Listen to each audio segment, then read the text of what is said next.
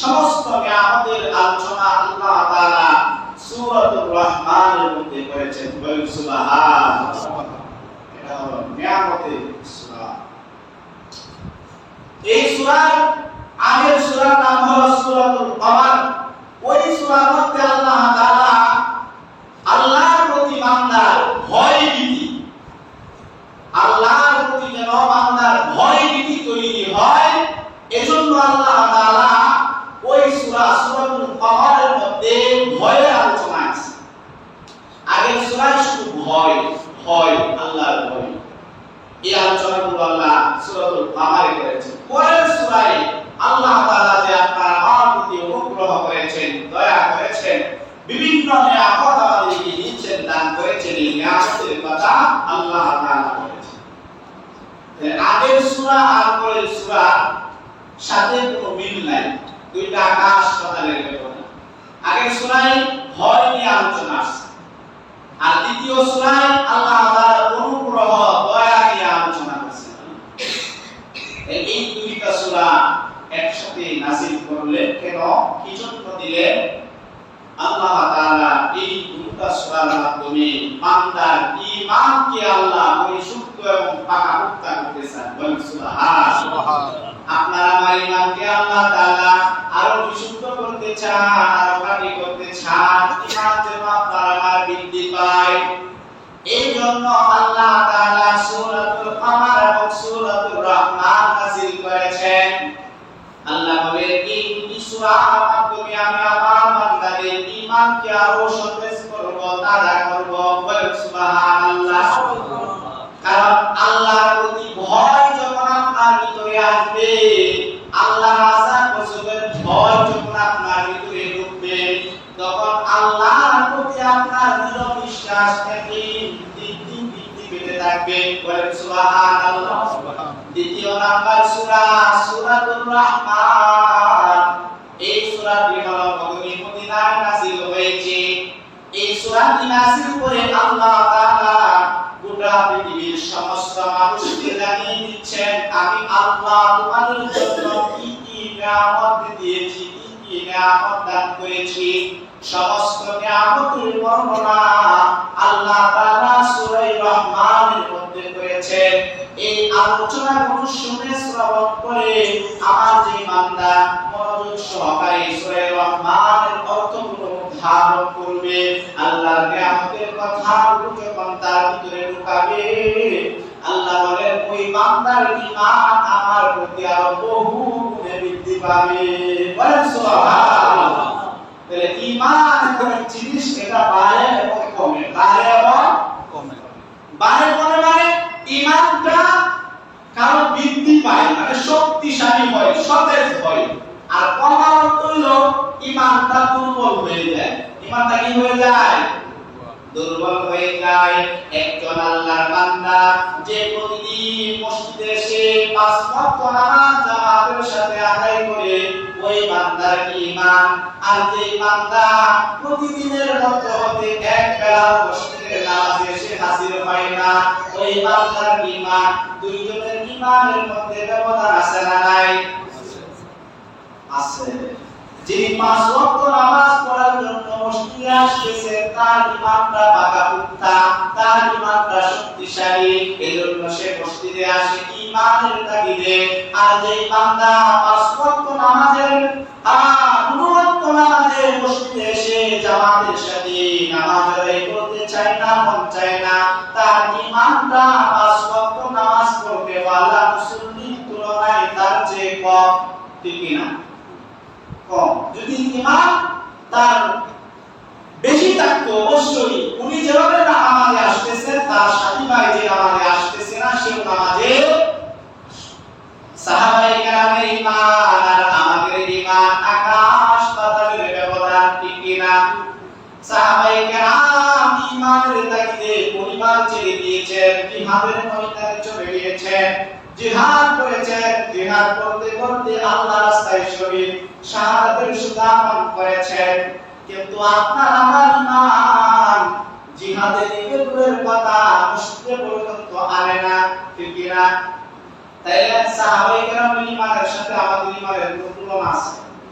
আংশিক সরিষার তারা পরিমাণ পশ্চিমবঙ্গের পানির মতো নাই গড় বলে সকালে ইমান আছে বিকালে বেঈমান হয়ে পড়ে ফিরে এমন আছে না নাই অনেক আছে এজন্য ঈমানকে পাকাপোক্ত করা এটা আল্লাহর ভয় ভিতরে ঢোকানোর মাধ্যমে ভয়ের কথা আল্লাহ আলোচনা করেছেন সূরা আহরে ঈমানকে পাকাপোক্ত করার আরেকটা মাধ্যম হলো আল্লাহর নিয়ামতগুলো জানা আল্লাহর নিয়ামতগুলো জেনে শুনে আল্লাহর পরিচয় ভিতরে ঢোকানো আল্লাহ আমাদেরকে এই নিয়ামতগুলো দিয়েছেন আমাদের প্রতি অনুগ্রহ করেছেন আমাদের প্রতি আল্লাহ দয়া করেছেন কি পরিমাণ দয়া করেছেন সূরা রহমানে আল্লাহ আলোচনা করেছেন যখন আপনি উদ্ধারণ করবেন সূরা রহমানের আলোচনাগুলো অটোমেটিক আপনার ভিতরে ঈমান বৃদ্ধি পেয়ে যাবে বলেন সুবহানাল্লাহ শুধু তাই নয় পরত জানবেন এই কোরআনের আয়াতের এমন পাওয়ার এই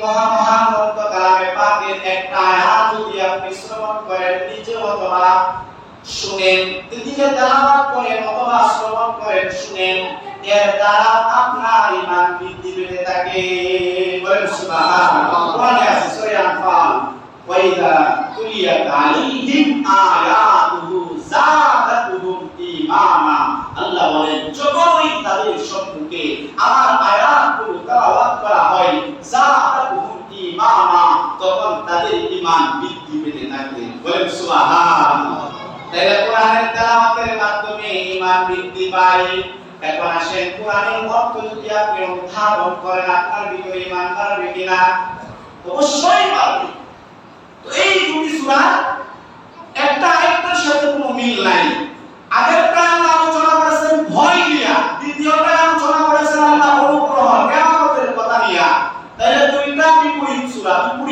সূরা কেন নাযিল করলেন আল্লাহ একসাথে এজন্য যদি এই দুইটি সূরার মাধ্যমে আমার বান্দা এবং বান্দীদের ঈমান দিন দিন বাড়তে থাকে বৃদ্ধি পেতে থাকে বলেন সুবহানাল্লাহ তাহলে ভয় একটা হলো ভয় আল্লাহর প্রতি আরেকটা হলো আল্লাহর অনুগ্রহের আশা করা আল্লাহর দয়ার আশা করা দুইটা জিনিসের মধ্যে ব্যবধান আল্লাহ তাআলার দয়া আছে আমার আল্লাহ তাআলার রাগও আছে কি আছে দয়া আছে আমার রাগও আছে আরশে আজিমের মধ্যে লেখা আছে সামাত রাহমাতি আল্লাহ তাআলার রাগের তুলনায় রহমতের পাওয়ার বহু গুণে বেশি বলেন সুবহানাল্লাহ আল্লাহর রাগ আছে ওই রাগটা রহমতের তুলনায় অনেক ছোট কিন্তু রাগের তুলনায় দয়াটা অনেক বেশি এজন্যই তো আপনি আর আমি দুনিয়াতে চলাফেরা করতে পারতেছি আল্লাহর যদি দয়া রহমত না থাকতো এই পৃথিবীতে যারা বেঈমান আছে কাফের আছে এরা কি বসবাস করতে পারতো কোনো সুযোগ নাই তাদেরকে ধ্বংস করে দেওয়া হতো মাটিকে বলা হতো পাতাল হয়ে যাও অটোমেটিক মাটির নিচে বসে যাইতো দুনিয়াতে চলাফেরা করার সক্ষমতা তাদের থাকতো না কিন্তু আল্লাহ দয়ার মাধ্যমে তাদেরকে দুনিয়াতে বাঁচিয়ে রাখতেছে হযরত খলিফাতুল মুসলিমিন হযরত ওমর ইবনে খাত্তাব রাদিয়াল্লাহু আনহু উনি আল্লাহর প্রতি কি পরিমাণ ভয় ছিল আল্লাহর আযাব গজবের প্রতি কি পরিমাণ ভয় ছিল উনি নিজে বর্ণনা করেন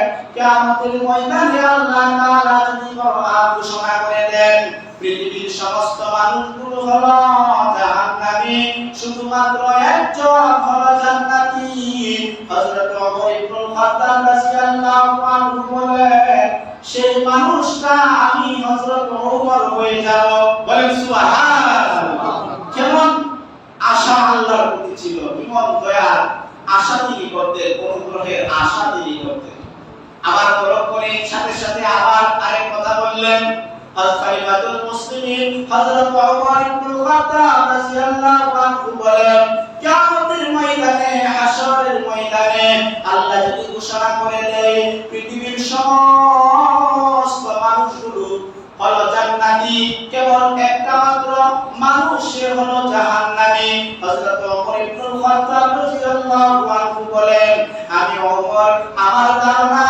সারা দুনিয়ার সবাই জান্নাতি একটা লোক যে জাহান্নামী হবে সেই লোকটা না জানি আমি ওমর হয়ে যাই এমন কথা উনি বলেছেন জানেন আল্লাহর প্রতি উনার তাআলার যে ভয়, আযাবের ভয়, গজবের ভয় ওই পরিমাণে ছিল, এজন্য তিনি এই কথা বলেছেন। তাহলে এই সূরা আর পরের সূরা, দুই সূরার মধ্যে সামঞ্জস্যতা নাই যদিও, কিন্তু দুটোটা সূরা মুমিন বান্দার ঈমান বৃদ্ধির কারণ। বলেন সুবহানাল্লাহ। এরপরে আল্লাহ তাআলা সূরা রহমান, এটা হলো মহাগ্রন্থ আল কুরআন কালামে পাকের 114 সূরার মধ্যে হতে একটি সূরা। এই সূরাটি আল্লাহ তাআলা নাযিল করলেন কেন? শানে নুজুল কারণ কি? এর কারণ হলো মুফাসসিরিন কেরাম বলেন, কারণ শুধু আল্লাহ তাআলার যে বিধিবিধান ছিল, আইনত যত বিধিবিধান ছিল, সমস্ত বিধিবিধানগুলো মানুষের মধ্যে প্রচার করার জন্য হযরত রাসূল কারীম সাল্লাল্লাহু আলাইহি ওয়াসাল্লাম মক্কার পৃথিবীতে ঘুরে মানুষদেরকে দাওয়াত দিতেন। ইয়া আইয়ুহান নাস কুলু লা ইলাহা ইল্লাল্লাহু তুফলিহুন। ও পৃথিবীর মানুষেরা, তোমরা এই কথা বলো, লা ইলাহা ইল্লাল্লাহ, আল্লাহ ছাড়া কোনো মাবুদ নাই, আল্লাহ ছাড়া কোনো ইলাহ নাই, আল্লাহ ছাড়া কোনো প্রভু নাই। এই কথা যদি তোমরা শান্তি দাও, সাক্ষ্য প্রদান করো, তাহলে তোমরা সফলতা পেয়ে যাবে, সফল কাম হয়ে যাবে। বলেন সুবহানাল্লাহ। কথা একটা, ইয়া আইয়ুহান নাস কুলু লা ইলাহা ইল্লাল্লাহ, বলো আল্লাহ ছাড়া কোনো মাবুদ নাই। এই কথার সাক্ষ্য যদি তোমরা প্রদান করো, তাহলে তোমরা সফলতা পেয়ে যাবে। বলেন সুবহানাল্লাহ। এইভাবে যখন মানুষদেরকে দাওয়াত দিতেন, মক্কার মুশরিকদের, বেঈমানদেরকে, বেদিনদেরকে, তখন মক্কার বেঈমান বেদিনেরা তারা জানতে পারলো মুহাম্মদের একজন ইলাহ আছে, তার নাম হলো আল্লাহ। তার নাম কি?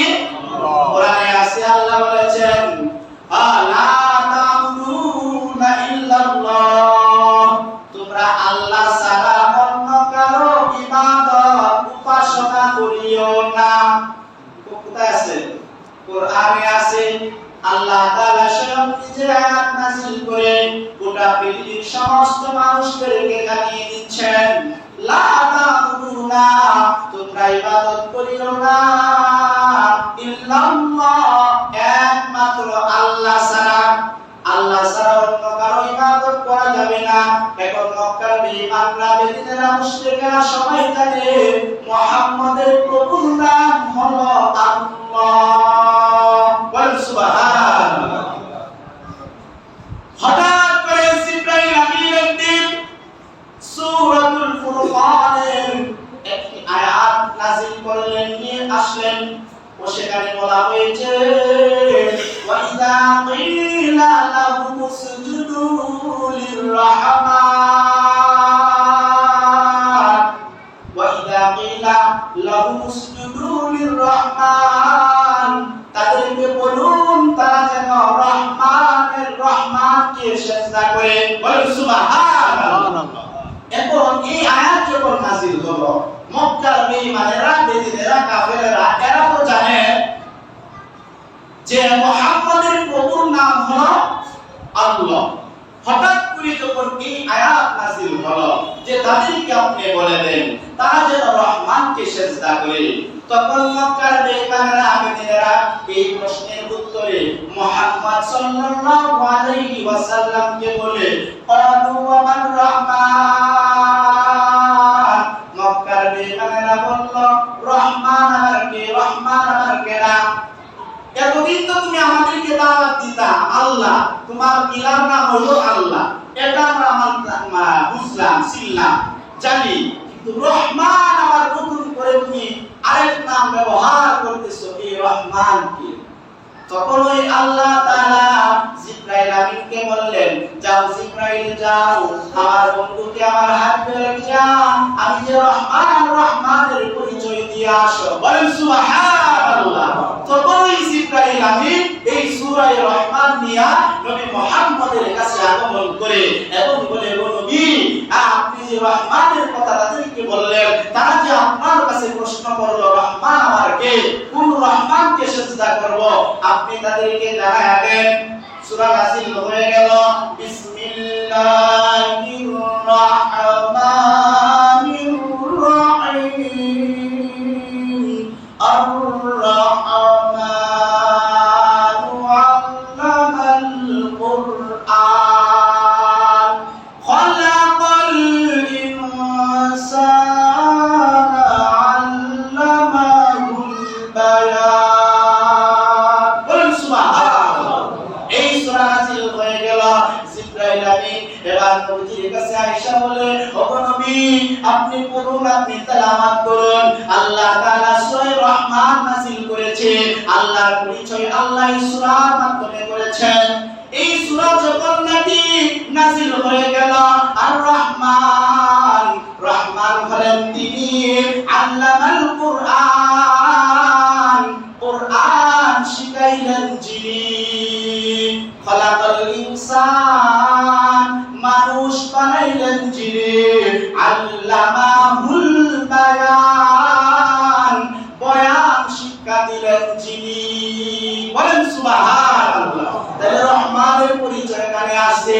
এক নাম্বার পরিচয় হলো রহমান হলেন তিনি যিনি কোরআন শিক্ষা দেন, যিনি মানুষ বানিয়েছেন, যিনি বয়ান শিক্ষা দিয়েছেন। এখন আসুন আমরা এই আয়াতের আনুষঙ্গিক কিছু তাফসীর নিয়ে কথা বলি। আল্লাহ তাআলা প্রথমে বলেছেন আর রহমান, রহমানের পরিচয় নামটা আগে বলেছেন, সাথে সাথে আল্লাহ বলেছেন আল্লামাল কুরআন, কোরআন শিখাইলেন যিনি। প্রথমে বললেন কোরআন শিখাইলেন যিনি। দ্বিতীয় নম্বরে আল্লাহ তাআলা বললেন খালাকাল ইনসান, মানুষ বানাইলেন যিনি। তাইলে তো আয়াতের ধরনগুলো কেমন যেন হয়ে গেল, বাস্তবমুখী বিপরীত হয়ে গেল। অথচ নিয়ম ছিল, উচিত ছিল এভাবে বলা আর রহমান খালাকাল ইনসান আল্লামাল কুরআন, এভাবে বলার দরকার ছিল। বিষয়টা এমন, কারণ আগে আল্লাহ মানুষ বানাইছেন, এরপরে আল্লাহ কোরআন শিক্ষা দিয়েছেন। এটা হলো আপনার তারতিব, সিরিয়াল, যেটাকে সিরিয়াল বলে, একের পর এক। আগে মানুষ বানাইছেন, এরপরে মানুষকে কোরআন শিক্ষা দিবেন। কিন্তু না, বিপরীতমুখী কথা দেখা যাচ্ছে। আর রহমান আল্লামাল কুরআন খালাকাল ইনসান, রহমান হলেন তিনি, কোরআন শিখাইলেন যিনি। আগে আল্লাহ মানুষ না বানায় কোরআন শিক্ষা দিবেন কিভাবে? মুফাসসিরিনে কেরাম এটা ব্যাখ্যায় লিখেছেন। ওনারা বলেছেন আল্লামাল কুরআন, আগে কোরআন শিক্ষা দিয়েছেন। এই বাক্যটি আগে আল্লাহ কেন আনলেন? মানুষের স্বভাবগত মানুষ হলো, মানুষের ধরন হলো দুই প্রকার।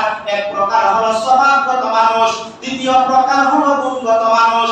স্বভাবগত মানুষ হলো আপনি মানুষের ঘরে জন্ম নিয়েছেন, দাবি করেন আমি মানুষ।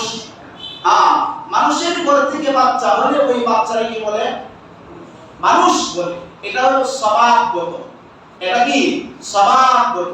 আর দ্বিতীয় প্রকার যেটা, সেটা হলো গুণগত মানুষ। মানুষের ঘর থেকে মানুষ হলে মানুষ হওয়া যায় না, মানুষের ঘর থেকে মানুষ হয়েও অমানুষ হয় কিনা বলেন? অভাব নাই কত মানুষ যে অমানুষের বাচ্চা হিসাব ছাড়া এ বাংলার জমিনে আছে।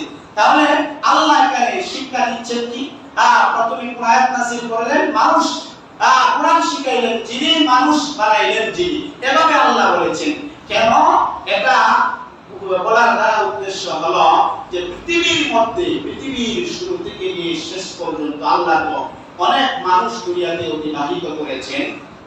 এর মধ্যে মানুষ দুই প্রকার, একটা হলো স্বভাবগত মানুষ আর একটা হলো গুণগত মানুষ। স্বভাবগত মানুষ যদি হয়, তার ভিতরে যদি গুণ না থাকে, মানুষের যে গুণ আছে সেই গুণ যদি তার ভিতরে না থাকে, তাকে মানুষ বলা হয় না। আল্লাহ বুঝাচ্ছেন, আমি আগেই সত্যটা কেন আনলাম, কারো ভিতরে যদি মানুষের যে গুণগুলো থাকা চাই, গুণগুলো দরকার, ওই গুণগুলো যদি মানুষের ভিতরে না থাকে, আল্লাহ কোরআনের ভাষায় তাকে মানুষ বলে না। তাহলে আল্লামাল কুরআন, কোরআন শিখাইলেন যিনি। এখন আসুন গুণগত মানুষ কাকে বলে? গুণগত মানুষ বলা হয় যার ভিতরে কোরআন আছে। বলেন সুবহানাল্লাহ।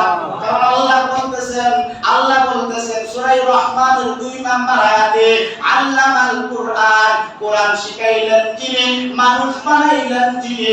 তাই আগে আল্লাহ শিক্ষার কথা বলেছেন, যার ভিতরে কোরআন আছে, কোরআন অনুযায়ী যে তার জীবনকে পরিচালিত করবে, কোরআন অনুযায়ী যে তার জীবনকে বাস্তবায়িত করবে, তাকে আল্লাহ কোরআনের ভাষায় মানুষ বলে। কেউ যদি ডাক্তারি পড়াশোনা করে বিশাল বড় এমবিবিএস ডাক্তার হয়েছে, কিন্তু তার ভিতরে কোরআনের শিক্ষা নাই, কোরআনের জ্ঞান নাই, কোরআন অনুযায়ী সে তার জীবন পরিচালিত করে না, আল্লাহর কোরআনের ভাষায় সে যত বড় ডাক্তারই হোক না কেন, সে মানুষ ডাক্তার হয়েছে ঠিক, কিন্তু মানুষ হতে পারে নাই। মানুষ হতে হলে আল্লাহর দেওয়া যে শিক্ষা, আল্লামাল কুরআন, এই কোরআন শিক্ষা দিয়েছেন কে? জিবরাইল আমিনের মাধ্যমে আল্লাহ তাআলা মানুষকে নবী মুহাম্মদুর রাসূলুল্লাহ সাল্লাল্লাহু আলাইহি ওয়াসাল্লাম, উনি কি মানুষ ছিলেন কি? প্রশ্ন, একটা প্রশ্ন, যে আল্লাহ রাসূল কি মানুষ ছিলেন নাকি অন্য কিছু ছিলেন? হ্যাঁ, মানুষ ছিলেন। সূরা কাহফের মধ্যে আল্লাহ বলেছেন, কুল ইন্নামা আনা বাশারুম মিসলুকুম ইউহা ইলাইয়া আন্নামা ইলাহুকুম ইলাহুন ওয়াহিদ। ও নবী, আপনি বলে দেন, গোটা পৃথিবীর মানুষের জানায় দেন, আনা বাশারুম মিসলুকুম, আমি তোমাদের মতোই মানুষ, আমি তোমাদের মতোই মানুষ। বাশার শব্দের অর্থ হলো মানুষ। এখানে আল্লাহ তাআলা নবীকে বলতেছেন, ওগো নবী, আপনি গোটা পৃথিবীর সমস্ত মানুষের জানায়া দেন যে আমি তোমাদের মতোই মানুষ। এই আয়াত যদি কোরআনে না থাকতো, একদল নামদারি সুন্নি আছে যারা নবীরা নূরের তৈরি বলে, এই আয়াত যদি কোরআনে না থাকতো তাহলে নবীরা মানুষ হিসেবে মানল না, তা ভিন্ন কিছু বলতে হইল। কিন্তু এই দলিল থাকার কারণে তারা মানুষ হিসেবে মানতে বাধ্য, কিন্তু তারা বলে নূরের তৈরি। কিসের তৈরি? হ্যাঁ, নূরের তৈরি। তাহলে এখানে এই আয়াতে নূরের তৈরি আমাদের উদ্দেশ্য না, আল্লাহ রাসূল মানুষ ছিলেন কিনা এটা হলো আমাদের মুখ্য উদ্দেশ্য। আল্লাহ তাআলা বলেন, ও নবী, আপনি গোটা পৃথিবীর মানুষের জানায়া দেন যে আমি তোমাদের মতোই মানুষ, তবে আমার কাছে ওহী আসে, তোমাদের কাছে ওহী আসে। তাহলে মানুষের মধ্যে তারতম্য আছে না নাই? শ্রেষ্ঠত্ব আছে না নাই? তবকা, উচ্চ তবকা, নিচু তবকা আছে না নাই? মনে করেন টাকা, 2 টাকার নোট এটাও টাকা, আবার 1000 এর নোট এটাও টাকা। এখন বলেন 2 টাকা আর 1000 এর নোট কি সমান না ব্যবধান আছে? কেমন আছে? তাহলে মানুষের মধ্যে এরকম ব্যবধান আছে। আমাদের নবী হলেন কুল কায়নাতের নবী, উনি হলেন সর্বশ্রেষ্ঠ। উনার কোনো তুলনা হয় না, পৃথিবীর কোনো মানুষের সাথে তাকে তুলনা দেওয়া যাবে না। যার তুলনা, যার সমস্ত গুণাবলী আল্লাহ তাআলা কোরআনে নাযিল করেছেন। বলেন সুবহানাল্লাহ। আল্লাহ রাসূলের ইন্তেকালের পরে সাহাবায়ে কেরাম হযরত আম্মিজা আয়েশা রাদিয়াল্লাহু আনহাকে গিয়ে প্রশ্ন করলেন, হে আয়েশা, আল্লাহ রাসূলের চরিত্র কেমন ছিল? তখন হযরত আয়েশা রাদিয়াল্লাহু আনহা বললেন, কানা খুলুকুল কুরআন। আরে তোমরা কি কোরআন দেখো নাই? তোমরা কি কোরআন পড়ো নাই? কোরআনে যা আছে নবী তাই ছিলেন। বলেন সুবহানাল্লাহ। কোরআনে নবীর চরিত্র যেভাবে বর্ণনা হয়েছে, আল্লাহ রাসূল সাল্লাল্লাহু আলাইহি ওয়াসাল্লামের চরিত্র ঠিক ওইভাবেই বুনিয়াদে ছিল। সুবহানাল্লাহ। তাহলে আল্লাহ রাসূল মানুষ ছিলেন। তাহলে মানুষের কাছে আল্লাহ কোরআন পাঠাইছেন কার মাধ্যমে? জিবরাইল আমিনের মাধ্যমে। তাহলে আল্লামাল কুরআন, আল্লাহ সূরা রহমানের 2 নাম্বার আয়াতে বলেছেন, আল্লামাল কুরআন, কোরআন শিখাইলেন যিনি। তার মানে কোরআন শিক্ষা দিয়েছেন কে? আল্লাহ। কার মাধ্যমে? জিবরাইল আমিনের মাধ্যমে। কাকে শিক্ষা দিয়েছেন? মানুষকে না ফেরেশতাকে? মানুষকে। মানুষকে ছিলেন নবী মুহাম্মদুর রাসূলুল্লাহ সাল্লাল্লাহু আলাইহি ওয়াসাল্লাম।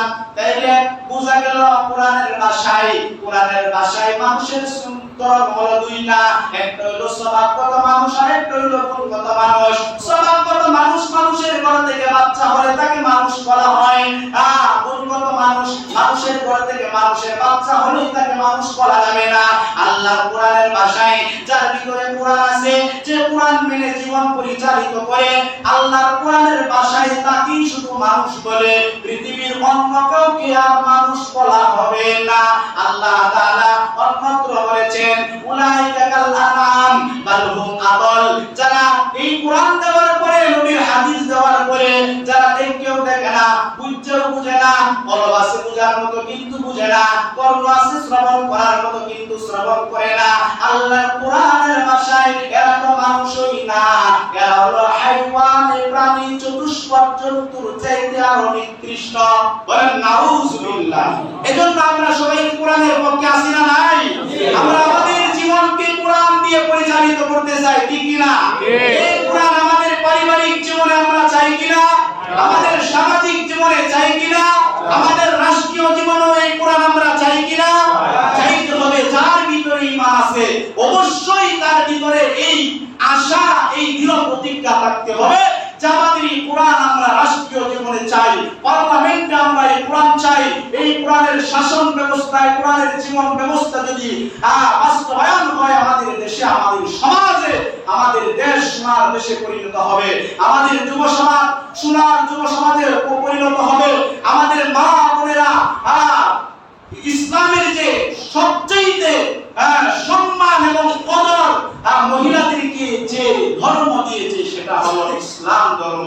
সুতরাং এই কোরআন যদি আমাদের পার্লামেন্টে যায়, আমাদের সমাজের সমস্ত মা বোনগুলো সর্বোচ্চ সম্মানের আসনে তারা আধিষ্ঠিত হবে। এজন্য আমরা সবাই কোরআনকে বাস্তবায়ন করতে চাই না ইনশাআল্লাহ। আল্লাহ তাআলা আমাদের সবাইকে কোরআনের পক্ষে এবং কোরআন দিয়ে আমরা যেন আমাদের জীবনকে পরিচালিত করতে পারি। আল্লাহ পাক আমাদের সবাইকে বুঝার এবং আমল করার তৌফিক দান করুন। সকলেই বলি আমিন। আমিন।